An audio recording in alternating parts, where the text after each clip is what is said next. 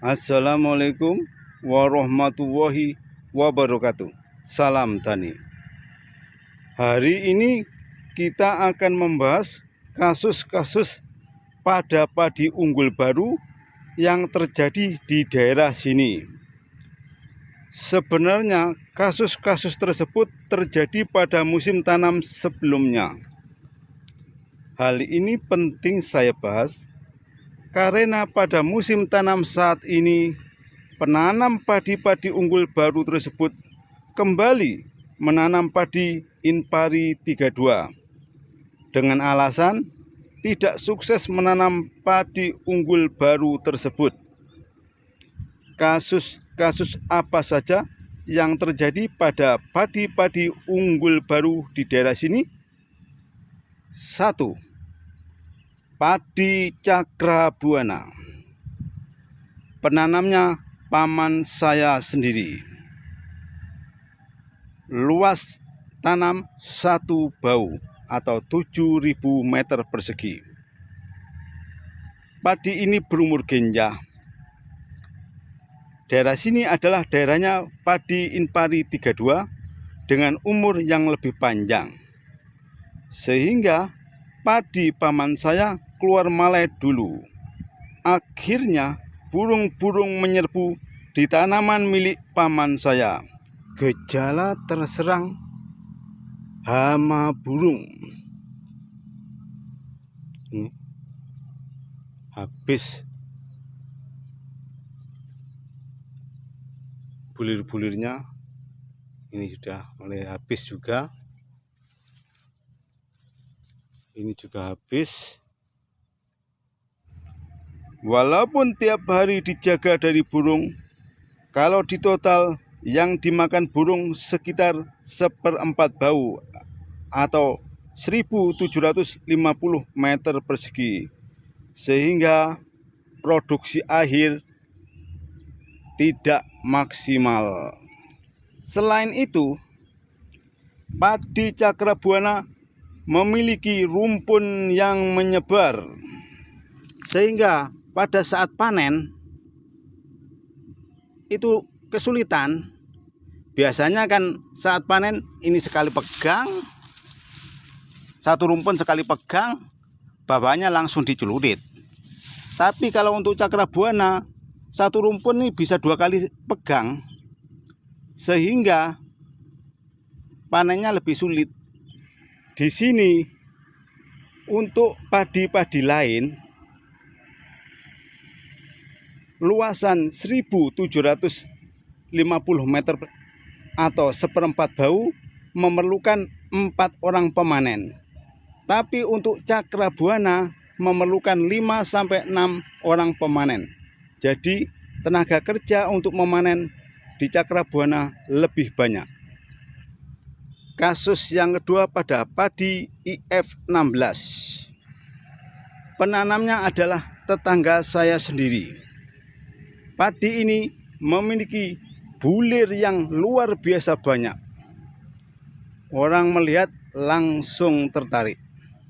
Kalau padi Inpari 32 bulirnya per malai sekitar 160, untuk padi IF16 ini 250 ke atas jumlah bulirnya, jadi sangat banyak. Bulir yang banyak, harapan petani produksinya akan banyak.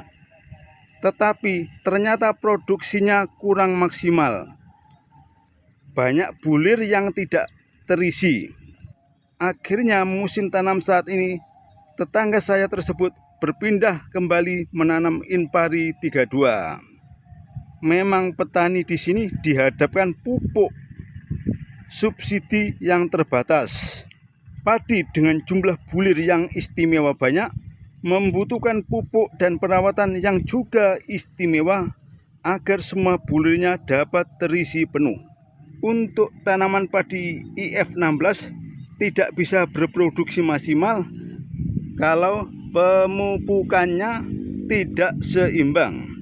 Sehingga pada musim tanam saat ini dia kembali menanam Inpari 32. Kasus selanjutnya pada padi M400. Penanamnya famili saya. Padi ini memiliki jumlah bulir yang banyak.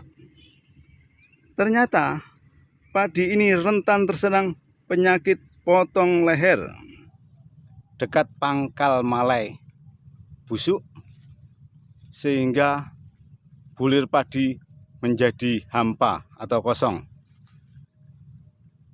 Akibatnya produksi tidak bisa maksimal, sehingga pada musim tanam saat ini famili saya tersebut kembali berpindah menanam Inpari 32. Kasus selanjutnya padi Pajajaran. Padi ini berumur genja. Ternyata di sini padi ini rentan terserang penyakit kresek Xanthomonas. Penyakit kresek yang disebabkan oleh bakteri Xanthomonas. Pucuk-pucuk pada kering, bawahnya tapi masih hijau.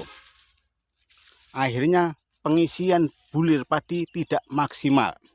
Jadi ini penyakit kresek,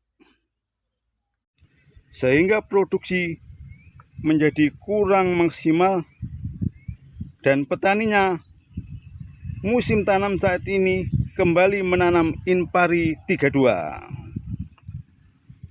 Kasus selanjutnya adalah padi hibrida Mapan 05. Penanamnya sebelah rumah saya, jadi tetangga dekat saya. Dia menanam per lubang ditanami satu tanaman. Selama ini untuk Inpari 32 di sini per lubang ditanami 3-5 tanaman. Daerah sini hama siput sangat banyak. Karena ditanami satu lubang satu tanaman, banyak lubang-lubang tanam yang tidak ada tanamannya karena dimakan siput. Lain kalau padi lainnya ditanami 3-5 tanaman per lubang, dimakan 1 atau 2 oleh siput, masih ada tanamannya.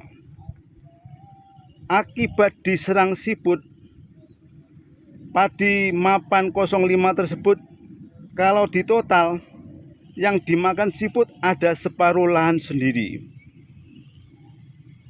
Tetangga saya tersebut menanam 1 bau atau 7.000 meter persegi. Jadi sekitar 3.500 meter persegi dimakan siput. Sedangkan dia menyediakan tanaman sulaman hanya sedikit.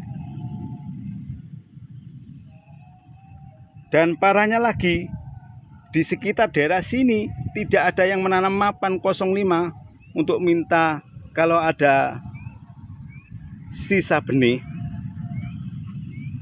Mau menyamai lagi, jarak umurnya sudah jauh. Akhirnya dia menyulam menggunakan padi lain. Yang penting setiap lubang tanam ada tanamannya, yang menyebabkan ketinggian tanaman tidak rata dan produksi tidak bisa maksimal. Akhirnya musim tanam saat ini kembali menanam 32. Kasus-kasus yang terjadi di daerah sini belum tentu terjadi di daerah lain. Bisa saja yang di sini terjadi masalah, di daerah lain malah sukses. Hal ini karena kebiasaan petani, kesuburan tanah, dan agroklimat antar daerah bisa berbeda-beda. Kasus-kasus ini hanya sebagai gambaran agar kita lebih waspada dan dapat mengambil langkah antisipasi. Demikian, terima kasih. Wassalamualaikum warahmatullahi wabarakatuh.